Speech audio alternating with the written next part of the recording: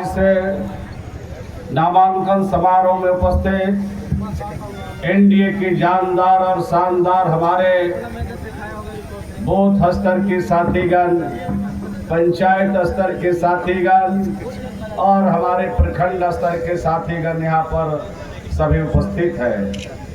इस अवसर पर प्रेस और मीडिया के सभी हमारे प्रतिनिधिगण, उपस्थित सभी माता और बहनें, भाइयों और बहनों, अभी एनडीए के सभी प्रमुख नेताओं की बात को आपने यहाँ पर विस्तार से आपने सुना और यहाँ पर हमारे सभी नेताओं की बात को आपने सुना, हमारे विधान परिषद के सदस्य जी की भी बात को आपने सुना और ये बैठक के समय आज अंतिम पड़ाव पर है। इस अवसर पर मैं यही कहना चाहता हूँ आपसे कि भाई प्रमोद जी इस विधानसभा के लिए परिचय के मोहताज नहीं हैं। गांव गांव, चप्पा चप्पा हर परिवार के लोग, रफीगंज के लोग जानते हैं। इन्होंने आपकी सेवा किया है, खिदमत किया है, आपके लिए मरने और जीने का इन्होंने कसम खाया है। जब तक एक बूंद भी इनके शरीर में खून रहेगा, आपकी खिदमत में हमेशा रहेंगे। काम करने वाले लोग हैं, मेहनत करने वाले लोग हैं, गरीबों के हमदर्द हैं, गरीबों की खिदमत भी करते हैं और सब लोगों की खिदमत करते हैं। इनके खिदमत ने इनको लोकप्रिय बनाया इस क्षेत्र के लोगों ने। मुझे भरोसा और विश्वास है कि इनको जो आपका आशीर्वाद प्राप्त है, आपका सहयोग प्राप्त है, इस सहयोग का इस्तेमाल आने वाले दिनों में मतदान केंद्र पर पूरी तरह से आप करेंगे।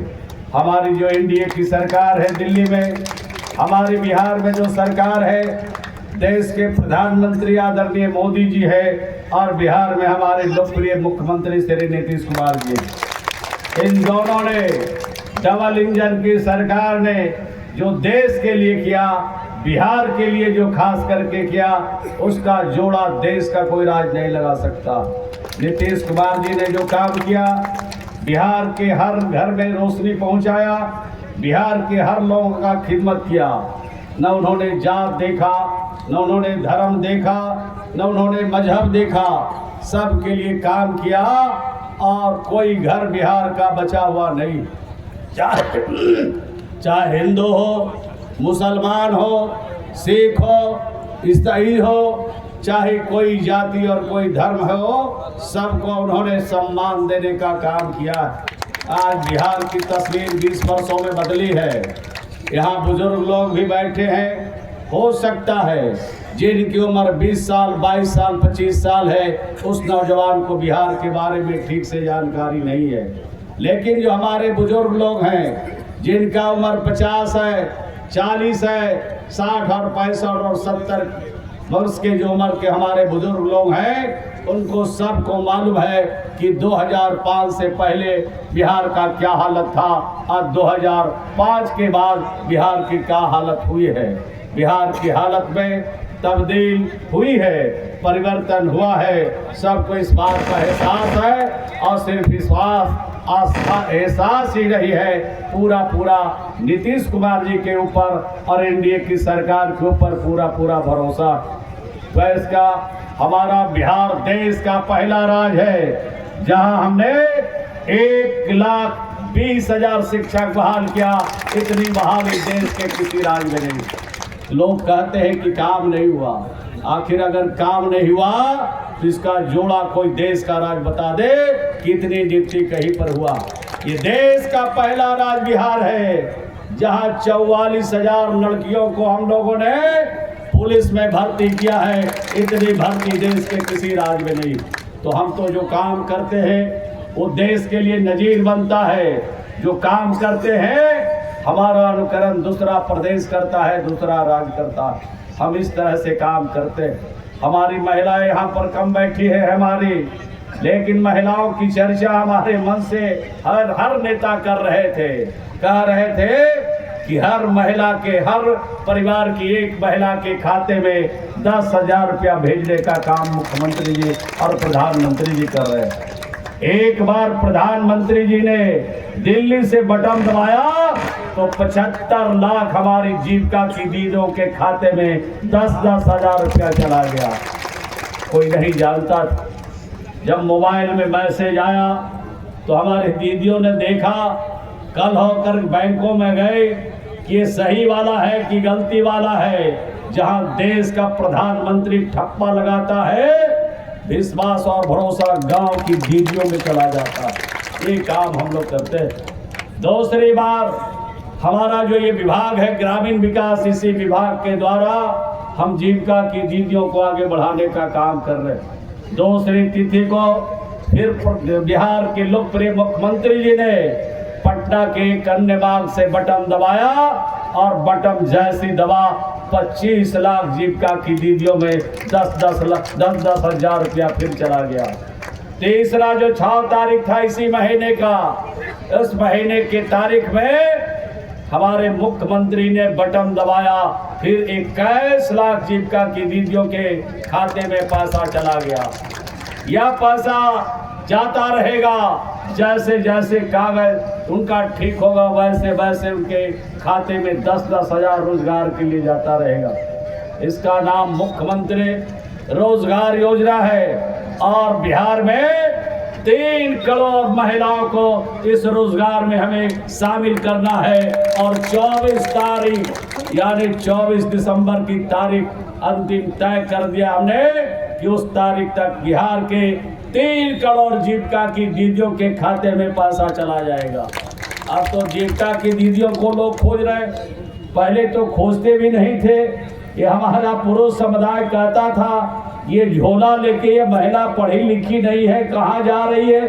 अब समझ में आता होगा कि ये पढ़ी लिखी भले नहीं हो लेकिन इनका दिमाग कंप्यूटर है, कंप्यूटर की तरह चलता था। वो जा रही थी रोजगार के खोज में, काम के खोज में, महाजन के सहारे नहीं, अपने पैरों पर खड़ा होने के लिए हमारे बिहार की महिला चाह रही थी।